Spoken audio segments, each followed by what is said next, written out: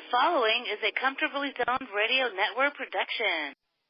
My baby dolls, we are back again, another episode of Genesis. It's been a while, but as most of you know, I had surgery back in August, and of course, amputating a quarter of your toe. Hey, you gotta relax somehow. But again, I am your host, Ian Kahanowitz, and today we got a great show. You know, we got a topic which is very close to my heart, and we've had a lot of people on the show advocating for women baseball, and of course, in this summer we had the World Cup of Baseball down in Viera, Florida, and we're going to be discussing that with Cami Kidder today. And Cami is a filmmaker, and she is a trivia buff, and she's a filmmaker, and she's getting ready to release her film next year, Throw Like a Girl. I know it's in production right now, but we're going to get with Cami. We're going to be, upfront and personal the way I like it, and we'll get to her in a few minutes, but you are listening to the Comfortably Zoned Radio Network with the Zigzag Man, Ralph Tycho, and we have so many good programs on baseball. I invite all of you to go to the network. We got Golenbach's University with Peter Golenbach. We got Charlie Finley's niece out there, Nancy Finley out there in Oakland doing Oakland A's baseball. We got Bill Kashadas. He does Philadelphia baseball. The network is growing. We got so many viewers. The podcasts are A1 when it comes to education, and I'm just glad to be part of the network. In sports right now, hey, how about those Milwaukee Brewers, huh? Doing fantastic. Who knew? My Yankees got shelled by the Boston Red Sox. And I'll tell you, folks, as I always say to you, living in Red Sox Nation as a Yankee fan is not easy. And when I came up to Massachusetts 25 years ago from the Bronx, from Boston, I never knew the sad tale of the Red Sox because I was a Yankees fan. And, we always celebrated. And, of course, living here 25 years, the Red Sox have won 3 series and have knocked my Yankees out now twice in the last 14 years out of the postseason. But when I see fans up here, after the Red Sox have won the World Series, I see fans lightening their heart against me because I tell them I'm from New York and they're like, well, you have an excuse. But I can tell you this much. After New Haven, because New Haven pretty much divides Connecticut, and after Hartford, after you go down that 91-84 belt, anyone east in Connecticut into Rhode Island and, of course, into New England should be a Red Sox fan. Anything west should be a Yankees, Mets fan, or a Philly fan, or whatever you have. But I just don't get those who grew up around me here, who are Yankees fan. I think the Red Sox fans are the most passionate. I don't like them in particular. I think Fenway Park is the nicest park in all of baseball. And again, I've even been there this year. But there's some things to like about the Sox, and they're up against Houston tonight, and we'll see what's going on. But let's get to Cami Kidder right now, and Throw Like a Girl is going to be her documentary. And in her own words, I'm going to quote, is my quest to understand why American women don't routinely play baseball. Since Title IX, and again, folks, that's in the 1970s, women's participation in sports has grown, as have many opportunities for women, except in baseball. And we're really going to focus on that because, Cami mentions, look, there's basketball. Well, basketball is basketball. And tennis is tennis. Everyone knows what Serena has done in the sport. Golf, plenty of women play that. Swimming, it's all over the Olympics. Skiing, of course. Surfing, etc. All the same for men and women with small modifications, but not baseball. Baseball is for boys. Softball is for girls. We are told from ages 8 or 10 on up, but why? And we're going to answer those questions today, but she has hit a very good point. And, of course, I've answered this question hundreds of times, and I've always said, even to this day, baseball has been Major League Baseball has been the most discriminatory sport in the history of mankind. having collusion against African Americans since the 1880s until 1947.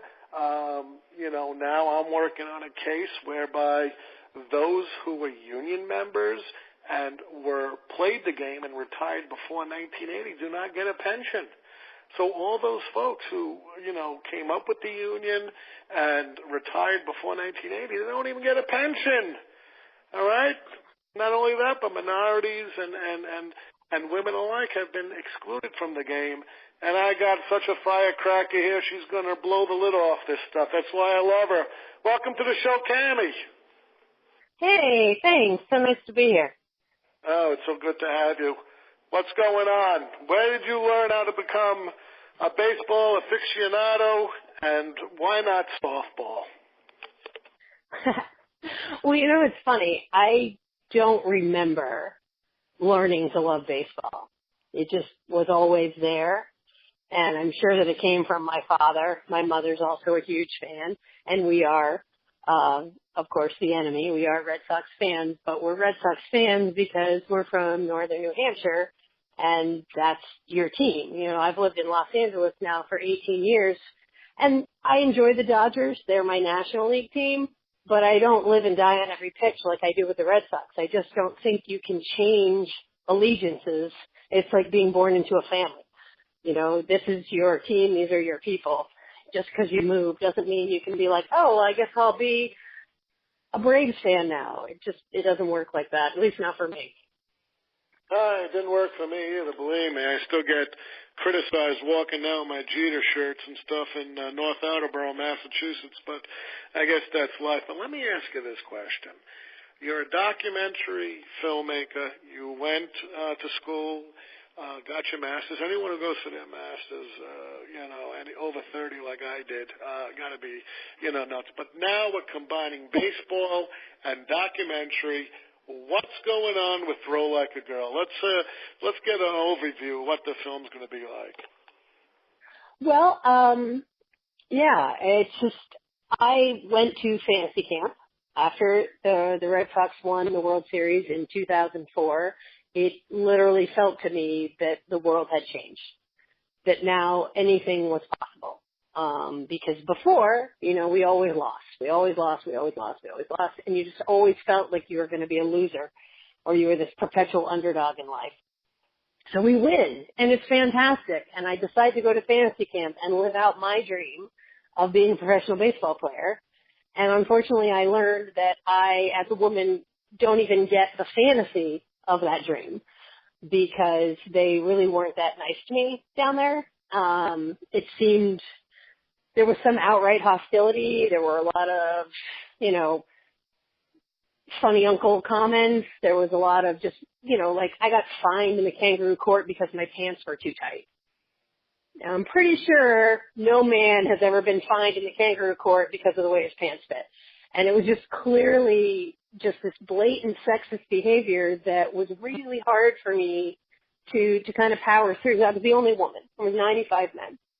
And either the assumption was that I clearly didn't know what I was doing, because how would I have any idea how to throw or catch a baseball? But I also didn't belong there. And I was kind of resented for intruding into bro time is how I felt. And I said, oh, God, I can't be the only woman that would rather play baseball. Not to mention, even if I was a diehard softball lover, there's no softball fantasy camp. There's no equivalent for women in stick and ball sports. There is nothing else. So I just said, well, let me just find out, like, what is going on here? Why is it that, women aren't supposed to play this game? And so I just, grabbed my camera and just started talking to everybody that I could find that was a baseball player or loved baseball. And then I found out we have a women's national baseball team that nobody knows anything about. And I went with them to Venezuela for the World Cup. And then there was this group of 11 and 12-year-old girls who were going to play a full tournament season as an all-girls team back in 2011. And so I started following them, and I showed up in Ypsilanti where they played. I showed up in Denver, and I showed up in Vegas and Phoenix, and they played this, in all-boys tournament, of course, because there is no alternative. in the USSSA season. And just seeing how everybody responded when these girls showed up, people lost their minds.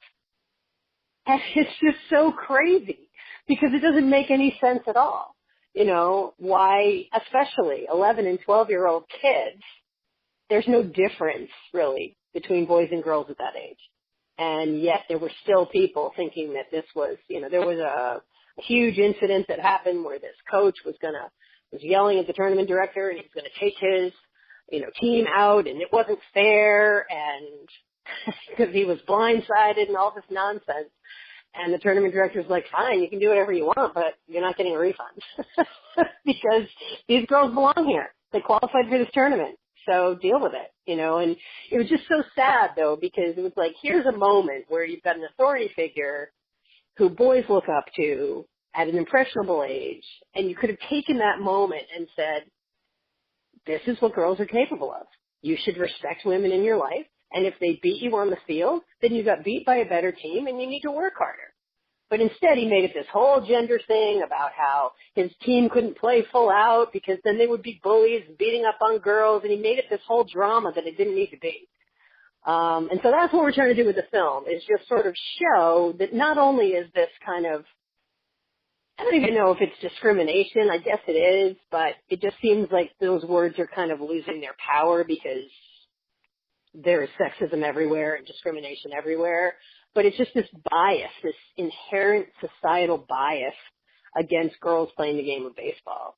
And just exposing, showing that this is still going on and questioning it. And then, of course, talking about the history. That women have always played this game. So why is it that there's no historical memory of girls playing the game of baseball? I think you'd have to look at Professor Shattuck's book, The Bloomer Girls, and she documents it way back into the 1830s and 40s where, baseball was drawn up to be unisex. A lot of people don't know that. I had her on my show. It was meant to be to have exercise, nothing more. I speak to Marjorie Adams. Her great-grandfather was Doc Adams, and the thing with that was he created the game to be played unisex down in New York. Now, if you recall, and everyone I know who is acquainted with baseball, history and, of course, women, Lou Gehrig and Babe Ruth were struck out by Jackie Mitchell. She was only 17. So this is 1931. Both Gehrig and Ruth were, at the prime of their, careers. The Yankees were still winning all those pennants and World Series. And the commissioner banned women after that, saying, because there was talk, hey, maybe she'll go into. Why do you think that kind of mindset persists today in baseball? Well, it's interesting because you mentioned Professor Shattuck, who was one of the first people to reach out to me when she heard that I was doing this film. And she said, I'd like to help because there's all this history that nobody knows anything about. It's kind of, secretive, forgotten history. And her theory was that when men decided that this was going to be a profession, this was going to be a job for them, then they had to make it this manly, dominant thing that, girls couldn't play anymore. Girls couldn't handle that because it's a schoolyard game, like you pointed out. I mean, that's why this, like any other game, was invented, is for exercise and entertainment. But if you're going to make it a job that men are going to do as a profession full time, then there needs to be something special about men in order to be able to make this work. And that's, I think, where it all comes from. It's all rooted back in that machismo, insecurity, nonsense, where all that stuff comes from, that just says that we need to be better. We need to be stronger, faster, whatever your thing is, that, that means that women can't participate in this.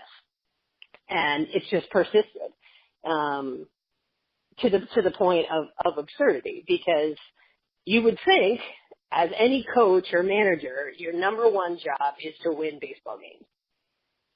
And if a girl or a woman can help you in a baseball game, why would you not put them on your team?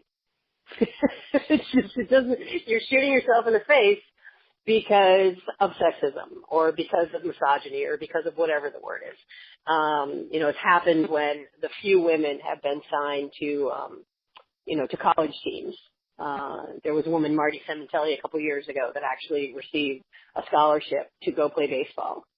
And that coach received so much flack from his boosters and his supporters and his, I'm sure, other coaches. And his response was, look, she's going to help me win baseball games. Don't you guys want me to win baseball games? She was a pitcher, and she was great. And she still is great. But there's still that thing that, no, we can't allow women to do this because somehow that makes men less special. Which, from where I'm sitting, men don't need to be a protected class. This isn't a male-bashing, man-hating kind of situation, but it's like, really, you've had the world by the ass for a really long time. I don't think that we need to make special provisions and special things for you because you're all set. What we're trying to do is bring everybody else up. This isn't pie. If more people get a slice of it, it doesn't mean you get less. It means there's enough for everyone because it's not a zero-sum game. So that's what we're trying to do. It's a very, very important thing you're doing because, in reading your stuff,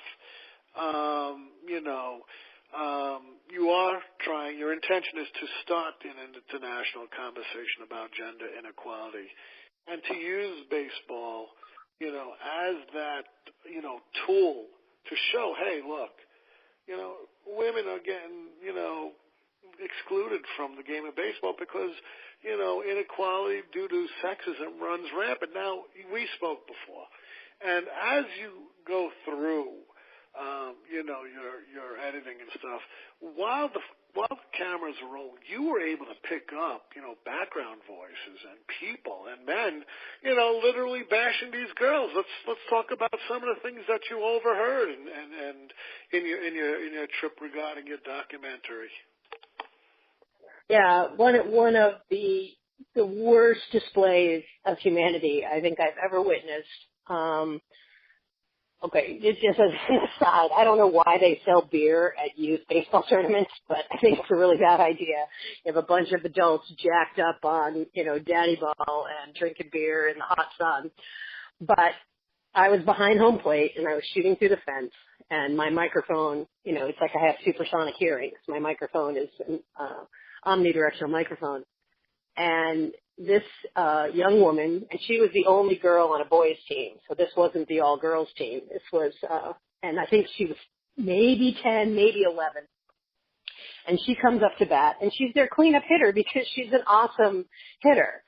And this horrible human being stands up and starts screaming at the top of his lungs, "Hey, coach, why you got this C word playing in this game?" And that is a reprehensible word to use for a full-grown woman, which you certainly do not ever direct it as a child. I mean, I don't know what the hell this guy, I don't know who raised him, I don't know what his issues are, but they're not her fault. And her dad is a police officer, and he's a big guy, and he stood up and he, kind of made a move like you would to protect your daughter, and his wife had to get between him, and she's like, it's 4th of July weekend, you don't want to spend the weekend in jail, he's not worth it. But I didn't have to worry about what I had to say because these people have no power over me. I'm not, I just said to him, I just called him out on it, and I'm like, what do you think you're doing? Oh, I was yelling at the coach. I wasn't talking to her. I'm like, she heard you. She heard you. And that is not okay. The fact that any girl is made to feel like she's some kind of a problem or some sort of an aberration or some sort of anything nasty that you can think that society has words to say about women, that you think any girl deserves to be told that's who she is because she wants to play a game, it makes my blood boil. And if I hadn't had my hands full of camera equipment, I might have decked it myself because It's just... I would have decked him, too. Say, hey, what are you doing, pal, I would have decked I don't go for this. But go ahead, Cami. I want to hear this. This is good stuff. No, and that's just the kind of thing, when the all-girls team, the dream team, they came in as a team like you do when you're getting ready for your game, and they're walking in, and there was a official photographer for the tournament. And somebody just said to him, hey, this team of girls just showed up that are playing in this tournament. He's like, what? What?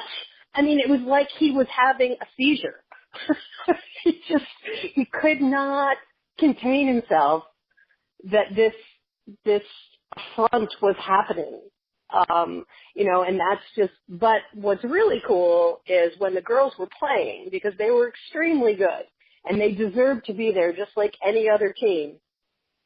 All the fans, which are all parents basically, are watching their game.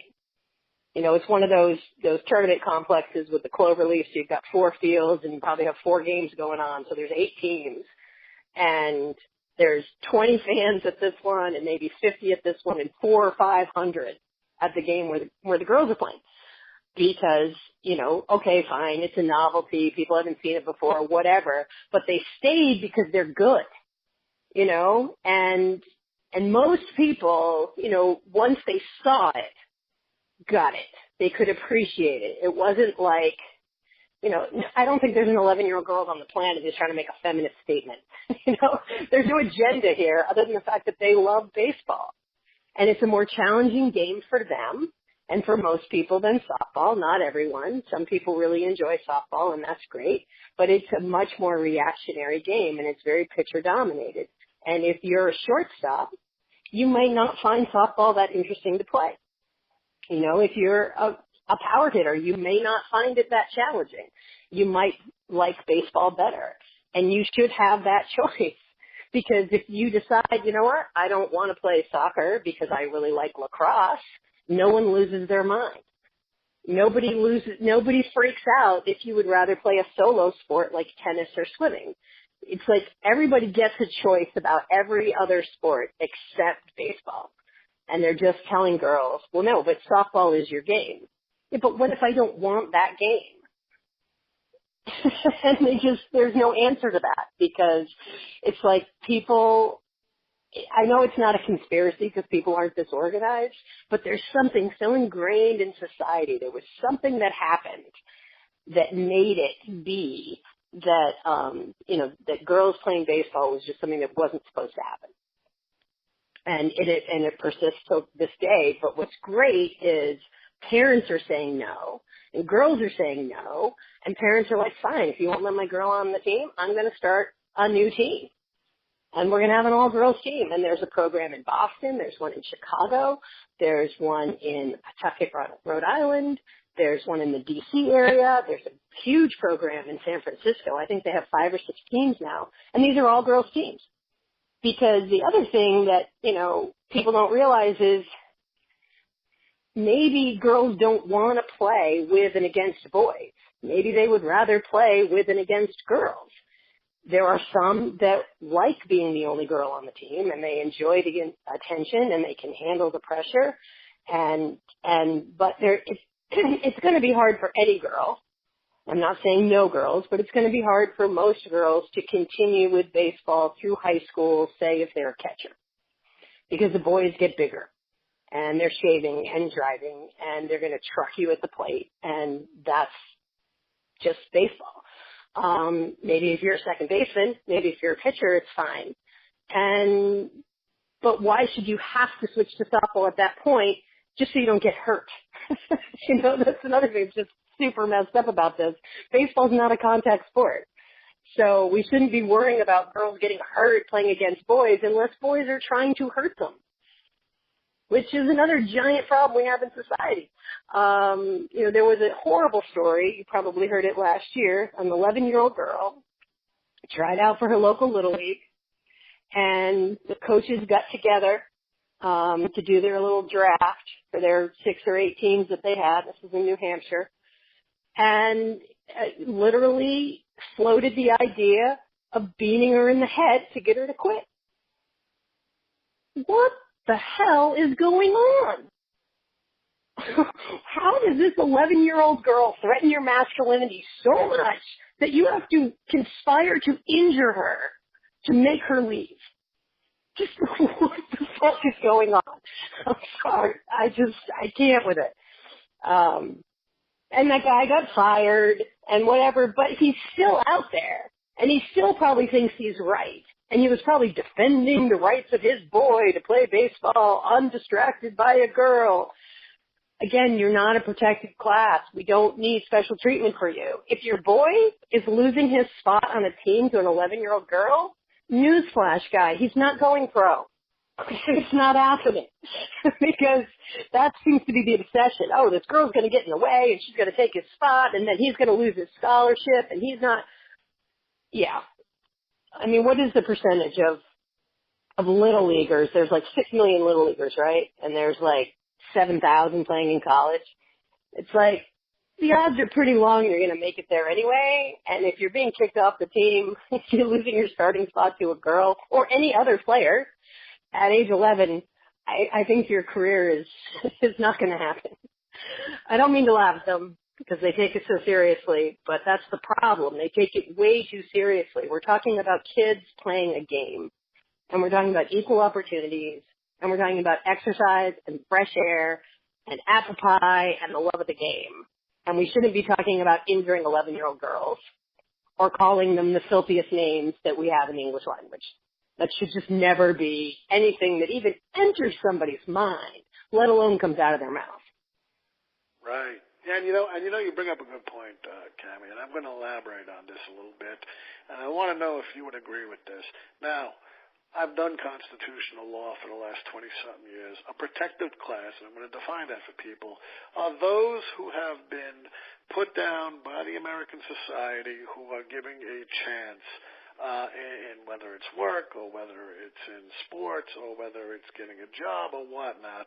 You know, the big three here are minorities, aliens, and I forgot the other, but my mind is going. But in Massachusetts, what's very interesting is women over 40 are a protected class. Now, let's take this notion and get this into the court systems, and we'll get our legal caps on. And let's do a question here. Should girls, women, from ages, say, 5, since you can play Little League, all the way up through college, should there be quotas set like there were on colleges? You have to have at least 3 girls on the team, whether they are on the bench or on the starting 9, and anything else would be considered discrimination.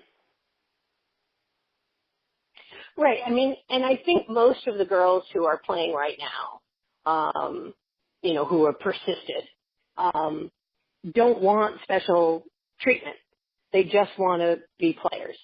And they don't necessarily want to be looked at as, oh, well, you have to be here to fulfill this legal requirement, because that kind of puts an asterisk next to you. It sort of lessens your achievement. But who I'm concerned about, because these girls are tough, and these girls are going to change the world. They are going to lead this country and the world in a whole other direction, because they're showing such fortitude at such an early age, and they have such support from their parents and their community, and it's beautiful to see. But what about the girls who were like me, who were marginal players, which is the far majority? There's no place for them in baseball. Because if you're the boy who, commits 4 errors a game and can't catch a pop fly, you're still on the team. You might not play very much. You might get put in the 9th inning when your team is up 10-0. You might sit on the bench most of the time, but you're still on the team. There is no equivalent for that for a girl. There is no marginal girl playing on an all-boys team anywhere, because they make it so uncomfortable for her. The parents tell her, well, look, sweetie, I guess this just isn't your game. Maybe you should go play something else. But nobody says that to boys. Oh, slugger, get out there and try harder. Let's practice after dinner. It's just such a different mentality of how we socialize girls than we socialize boys. And that's really what's at the heart of this. I mean, yes, the film is about is about baseball, but it's really about what are we telling our girls? We are telling them that their dreams are not as important as the dreams of boys. And what does that do to someone's confidence and self-esteem and motivation and view of the future when they're 12 or 13 years old? I mean, it's pretty damaging, and yet it happens every day. And then we're surprised. We're like, I wonder why the girls' math and science scores tail off when they hit puberty. I wonder why they stop raising their hands in class. I wonder why they stop striving. Because they're told, don't be bossy, be polite, let the boys win, smile, wait your turn. None of these things are told to boys. And we're really, really messing with half the population. And it's to the detriment of society, because who wants a weakened, disenfranchised half of society? You know, there's an organization for equal rights called Women Hold Up Half the Sky. You know, we're all here together. And who benefits by marginalizing half of the people? Absolutely nobody. So to your point with legal action, the other thing that's problematic is, of course, it is not fun to go through puberty. It is not fun to be 13 or 14, especially, you know, in this world of social media and everybody can find you and knows who you are and stuff. Nobody wants to be that girl, you know, that sues her high school, you know, because, I mean, it adds so much weight. You know, a girl should just be able to take the baseball field without feeling like she's carrying her entire gender on her back just because she's taking the field. She shouldn't feel like every play that she makes has to be perfect. Otherwise, she's proving that she doesn't belong there. Because no boy feels that pressure. And we're not talking about special treatment here. We're actually talking about equal treatment, because you don't treat boys this way. You should just let girls be girls and let them play the game. So, you know, if you went to this extreme where you made these, you know, and it would probably help in the short term for sure, it would break down these barriers and people would just have to be like, all right, so we have to have girls now. You know, but then they might do something shady like Little League did, because we know it's shady, calling them out on it. They lost a bunch of lawsuits in 72 and 73 because their rule book literally stated that girls were not allowed to play under any circumstances. It said it right in the rule book, and there were lawsuits about it. And every lawsuit Little League lost, and the girls won, till they finally gave up and said, okay, fine, girls can play. And what do you know? In 1974, they introduced Little League softball. They didn't just say, okay, we lost these lawsuits, girls want to play baseball, let's let them play baseball. They didn't do that. They can't legally stop you now, but here we have this softball option, and you know, you're here to sign up for softball, right? All the girls play softball, right? And that's where they're all funneled now. And it takes a really exceptional girl to fight that and say, no, I'm here to play baseball. And it's hard, you know, and that's what I'm trying to do with the film, is let them know that they're not alone, and they're not weird, and they're not troublemakers, and they have every right to do this. And you bring out so many good points that, you know, it's the same way with Major League Baseball. You know, I finished my manuscript on the collusion cases when the owners tried to stop free agency in the 1980s, lost $280 million to the Players Union in arbitration, and had to pay that back, but to the union and all the players that were, hurt by this.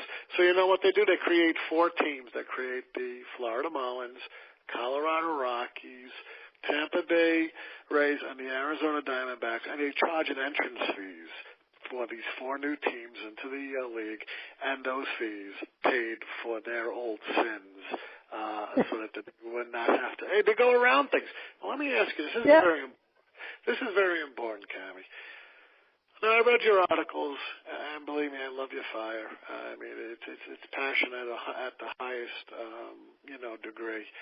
Now, let's talk about, the all-girls league in the 1940s. Now, as we know, they were not created just as most of the baseball players went off to World War II. It was a thriving business. In fact, even as you mentioned, in 1948, post-World War, they had their highest attendance. However, in your article, I'm going to quote here, I disagree, though. Fans stopped coming to the ballpark as the competition for the entertainment increased. Men's games started to being commonly broadcast on TV in 1947. The Women's League folded after the 1954 season, hopefully more of a victim of the evolution of entertainment than prevalent sexism of the day. Now, you've been involved with the International Women's Baseball Center. You know Dr. Cat Williams. In her book last year, she said that's exactly the reasons why it folded, because of the sexism of the day. Now let's take a look. We needed a war effort. I mean, the men were no longer working the factories. They were fighting on battlefields. So now Rosie DeRivita comes in. Women are shown in this very powerful, I can do kind of thing. We win the war. Our boys are coming home. Get out of our factories. You're not equal to us. Go back to the kitchen. And then you have this whole conservative movement in the 1950s where you see Lucy Ricardo in the kitchen, and you see Leave It to Beaver's mom. I don't know anyone who cooks with high heels and a dress. That's just my thing. But there is a conservative nature about the 1950s that hindered women. And Dr. Cat Williams argues that was the prevalent theory of the day. You're saying it's hopeful. What do you think? Well, I think with any kind of pendulum swing, right, if something goes all the way over here, it eventually comes all the way back over here. So, yes, a lot of barriers came down out of necessity. I'm sure that if there were enough men to run the factories, they never would have, recruited women. But what they did is they opened the floodgates, right? Because then you're going to try to shoehorn all these women back into these gendered roles. And a lot of them said, I don't want to do that. I like my independence. I don't, one of the things that I think is really important in this era, there have always been gay and lesbian people, right? But because it was so socially shunned, they lived closeted lives. And for a lot of times for women, that meant you had to marry, even though you had zero interest in being with a man and having babies and all this stuff, but for financial instability, because women couldn't have bank accounts, they couldn't own property. So you were either going to be the spinster school teacher and stay home with your parents, or you were going to become a nun, or you would marry kind of against your will. These were your choices. And suddenly, you could make your own money. You could have your own job. You had financial independence, which gave you your life. You could live your life the way you wanted to live your life, even though still not out and proud, but in the secret. And I think that is something that never gets talked about, because we're barely talking about it now. So there's like the class within the class of discrimination and being people put down. But yes, so you had this extreme reaction, right, to sort of the freedom of the 40s, of the necessity of women to work. And then you try to shove everybody back into the kitchen. And I think that's where it really all started, where women are like, well, wait a minute, because, the league, even though the league folded in 54, and it was due to lack of attendance, I don't know if the average fan stopped going, because the fan is like, oh, well, women shouldn't be doing this anymore, so we're not going to go support them.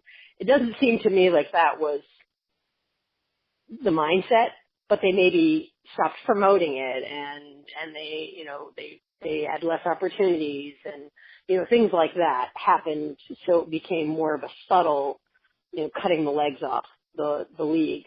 But I do think that, that the fact that men came back and suddenly now you've got two competing baseball leagues and one of them's on television, And people just changed their habits. I don't think they went to the ballpark on a regular like they used to in the 40s and before. So I think it's a combination of things for sure, but where I can see the league officers making this about sexism and discrimination, I don't know that the fans did. Because if they were okay with it before, why would they suddenly not be okay with it? But again, I wasn't there, so I don't know. But, the league continued. Bill Allington started the All-Stars, and they played for another at least 2 years, maybe even 4, and they barnstormed around the country. And they played men's teams. And this happened in 55, 56, 57, I think until 58. And that's even more radical than women playing women and staying in boarding houses and having chaperones. This is women in a bus on the road going to South Dakota playing a men's team and sharing the money from the take at the door. So you would think if it was strictly sexism that would have never happened. But again, Kat's definitely much more she's a historian by profession, where I am just somebody who listens and forms my conclusions based on talking to people, because I love people's stories and I want to know what they have to say, and that's why I make documentaries. And Cami, this whole thing a few weeks ago, which, my dream was to go onto the Supreme Court and become the first tax attorney ever to sit on the But because, I'll tell you the truth, if you ever read a tax case from the justices, they don't know what the hell they're talking about because they don't hold a master's or an LLM like I do. But anyway, I don't get political on this show, nor do I ever dream of it. But let me just say this in a non-political thing. The whole Kavanaugh thing, okay? The division, the polarization of the Senate that I saw, that no matter what he said, they were going to push him in. Against those, it's like, well, let's take a step back. Do you really want a character like this who was, a lot of people have come forward and has, proven to be, he is what he is. There's definitely sexism. There is definitely treating women like beneath you here. The guy is anti-pro-choice. The guy is going to side with the president. Do you think with his nomination to the Supreme Court that it's going to affect other areas in a more conservative state that say, hey, we can get away with this, maybe we'll roll back some stuff? Well, I would just on him as an individual, because people are like, oh, you've been given such a hard time. Yeah. But what I would say is if he's as good of a person as people say he is, he should have seen the damage he was doing to the country, and he should have stepped aside. If you're really a good person, you don't put yourself ahead of everyone else and your own ego and your own goals and your own ambition. So what I think is really going to happen, and it's been brewing for a long time, and hopefully this is finally the tipping point where women say enough. We're seeing it in baseball. We're seeing it in, women in Iceland, I think it was in the 80s, had a national strike for equal pay. No women went to work. I don't think it lasted very long, but they said, we are sick of being paid less than men for doing the same job. So none of us are participating in this system anymore. And that's what needs to happen here. And the problem is this country is so big, and there are so many women that honestly, I think believe a lot of times because of their religion that they deserve a subservient role. They actually take pride in that. And those are women that are not going to think that girls should play baseball. And those are girls, they're just not going to see that they are voting against their own interests and the interests of their daughters. And it's a difficult thing because back to the film, one of the things that happened when I was filming is women, the mothers of the boys, were the most vocal against girls being on the field with their boys. they were the biggest obstacle. I had times where there would be a close play and the umpire would make their ruling and they would be unhappy with the ruling and they would come over to me and demand to see my footage as if that meant anything or mattered at all in a kid's game. But they were so focused on supporting and promoting their boys, their sons, that they didn't think about what they were doing to the girls. And it's sickening. And it's so difficult because you don't want to say that women are the problem, but in a lot of cases, women are. You know, we don't stand up for ourselves, and we don't say things that need to be said because nobody wants to be the bitch or the whatever other nasty term people want to put on it. We're not socialized to stand up for ourselves. So this kind of crazy thing happened.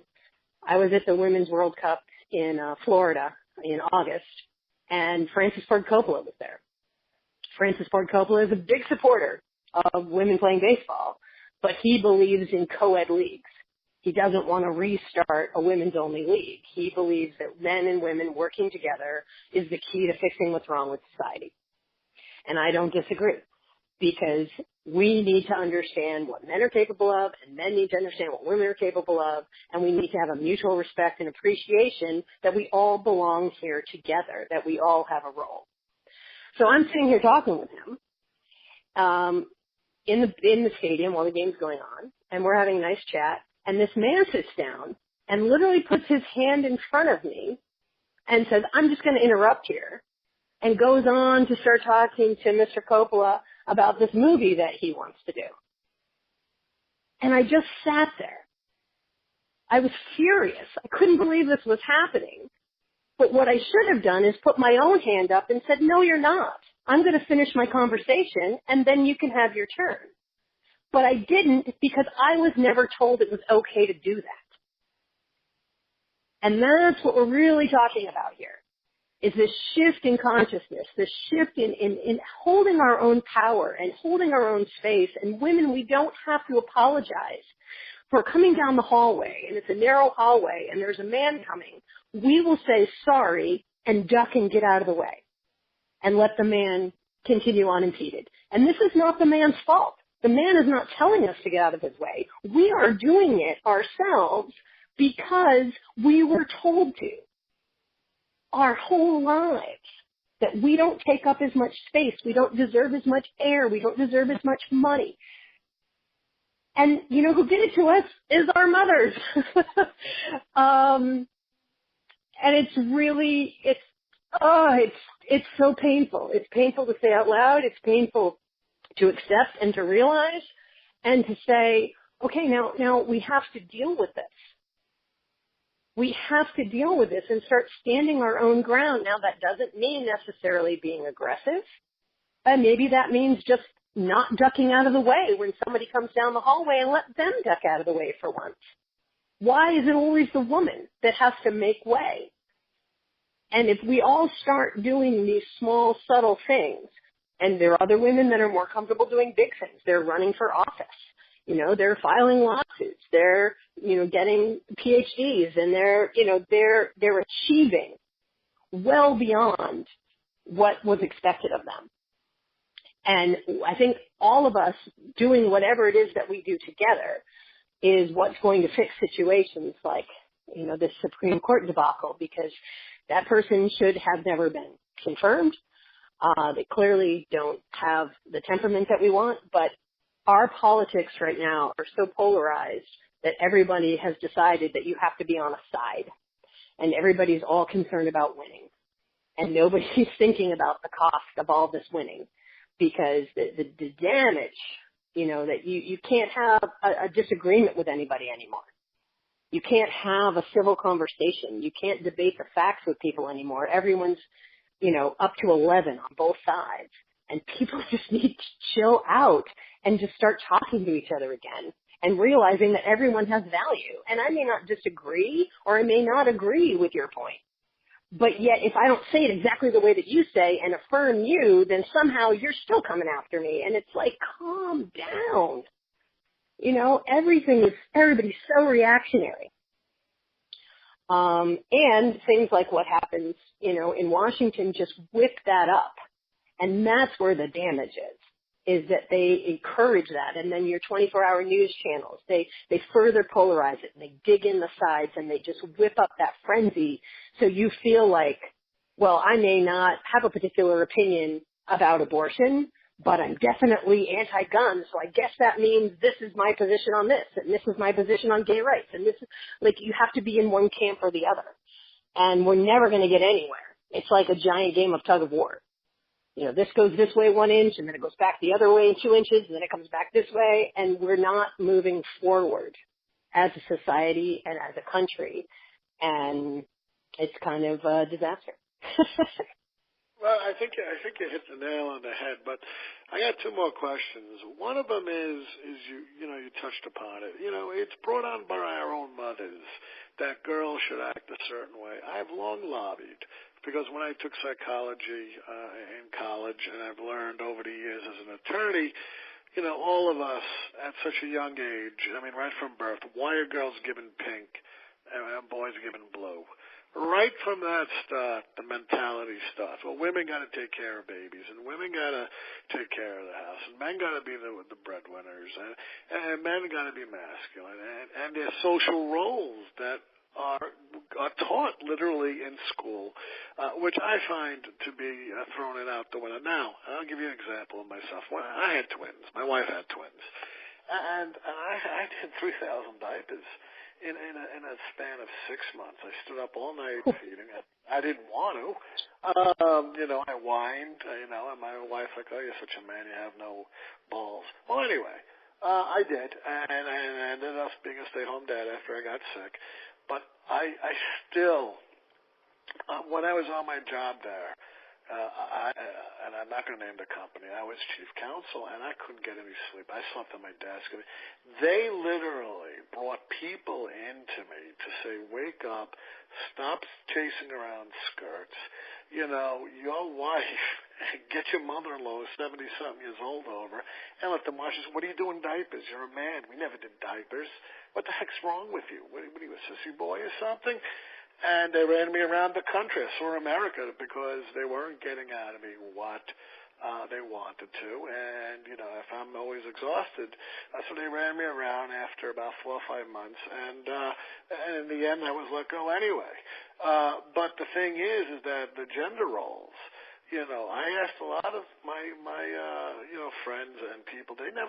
All these guys never diapered once. They always hold the kid to the woman. I said, you guys don't know how to be a father, and I get criticized for it.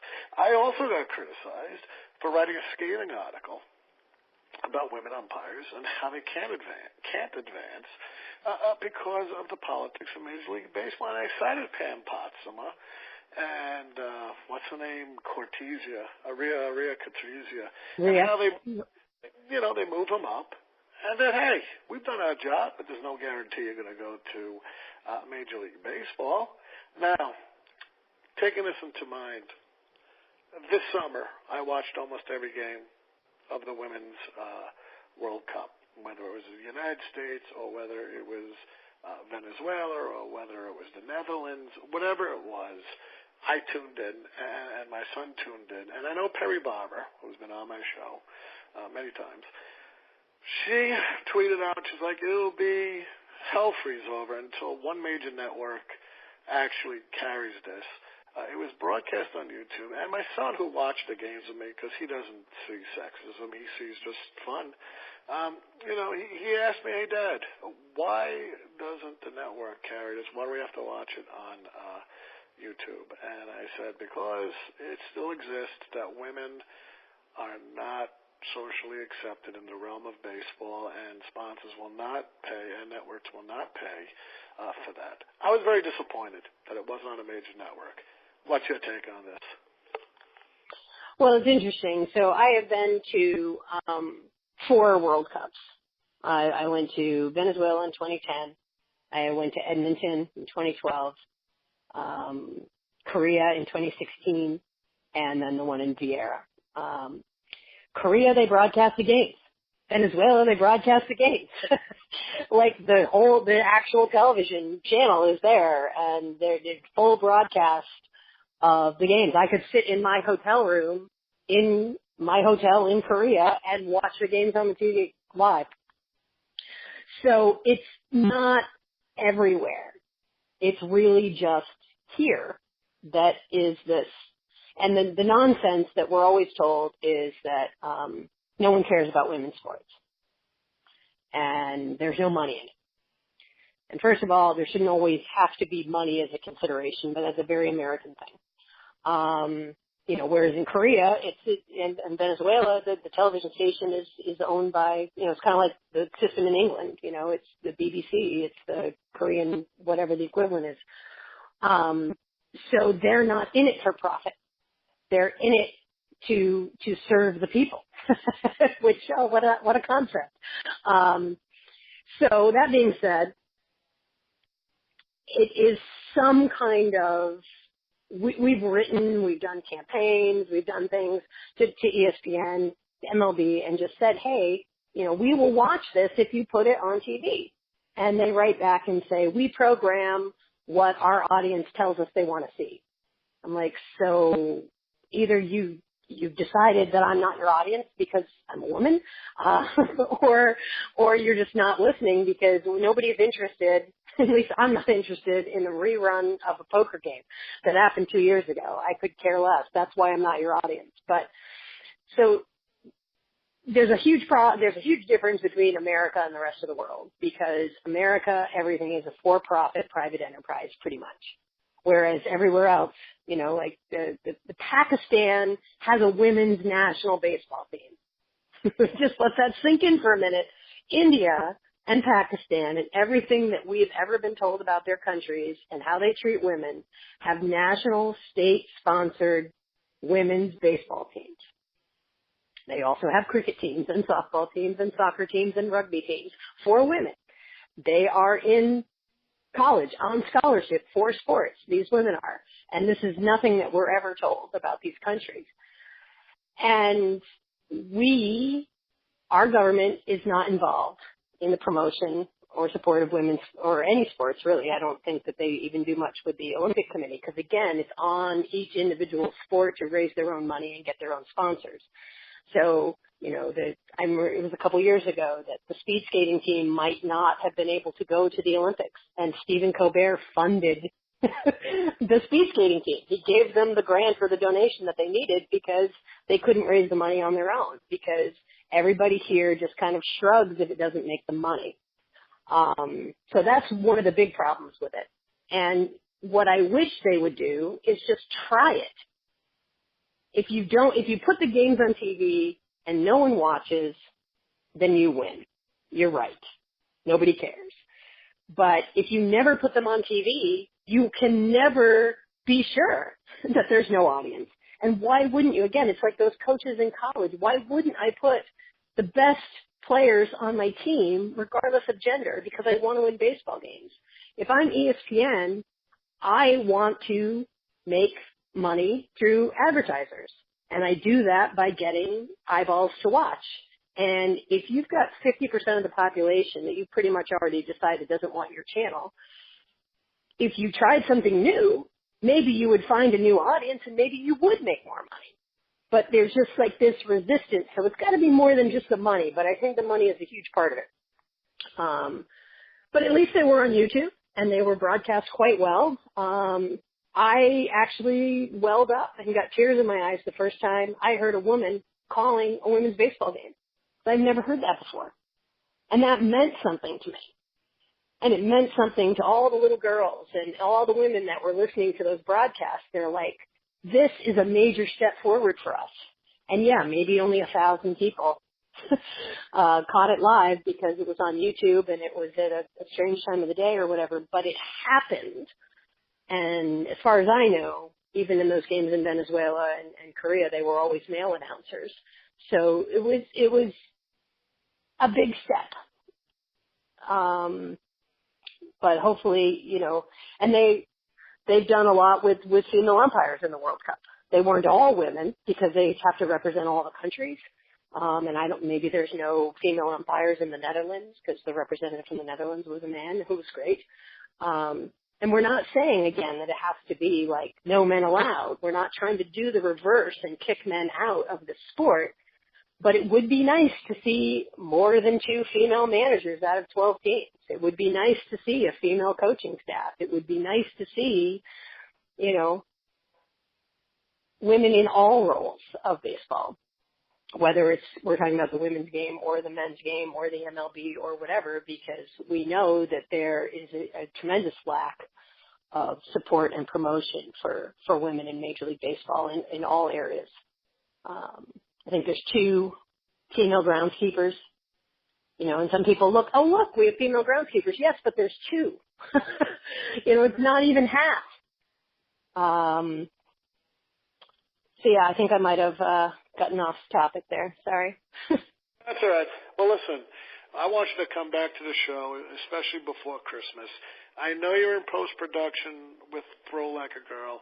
How long do you think the editing and cutting and all this, when do you think the documentary will be ready? Well, the plan is post-production is sort of the more expensive phase of production because since I can do a lot of everything myself, so I can run my own sound, run my own camera, and run around and get things shot. But when it comes to editing and sound design and color correction and all those kind of more technical things, I need to hire someone to do. So the reason that answers your question is because we're raising funds right now on Kickstarter for finishing funds. And if we raise the money, if we're successful, then post-production happens a lot faster. If we're unsuccessful, then it takes longer because I have to go and work this job and that job to get the money to pay this person to do this thing. So in a perfect world, our Kickstarter runs through November 1st, and we will complete that and receive those funds. And then we are looking at probably a spring 2019 completion date is the plan. And if we don't, then, it could be sometime next year, depending on just, applying for grants and all these sort of things that you have to do as an independent filmmaker to try to get things finished. But yes, so spring 2019, and then the plan would be to submit to the high-end festivals, see if we can get any festival play, see if we can get some positive reviews, and then that's when, HBO or PBS or Netflix might be interested in picking up the film, and then it gets distributed, and then it's out in the world, hopefully making a difference. So that's the plan. But, plans are always subject to change, as you know. Well, let me ask you this. What could you tell my listeners where to donate to Kickstarter? So, yes, if you can, we're on all the social media, Instagram, Twitter, Facebook, and it's TLAG, Throw Like a Girl Movie, is the handle on all those. And so the link to the Kickstarter directly is posted on all those pages, or you can simply just Google Throw Like a Girl Finishing Funds or Throw Like a Girl Kickstarter, and it should take you right to our campaign. That's fantastic. Let me ask you a question as I ask everybody else. Did you have a good time today? I did have a good time. I got a little keyed up, which is good because we need women to make noise. That's the good thing about you, Cami. Great hour. Hang on to the line because I'm going to end the show like all my listeners, and then after the show you get to critique me for a minute. But, folks, this is a very important project that Cami's doing. It was beautiful to have her on the show today because I love such power and I love such passion. And Cami is a good example of those on the front line fighting for women's equality, not only in the sport, but in society, American society in general. Go ahead, go into Kickstarter, go donate. I made my donation. I'm waiting for the film to come out. I endorse this, as all of you know, very heavily. With that, thank you, Cami, for being on the show. Folks, again, watch the playoffs. You know, baseball's coming to an end. God bless you all for listening to the show. And, of course, in the words of my favorite announcer, in the immortal words of Edward R. Murrow, good night, folks, and good luck. This has been a Comfortably Zoned Radio Network production.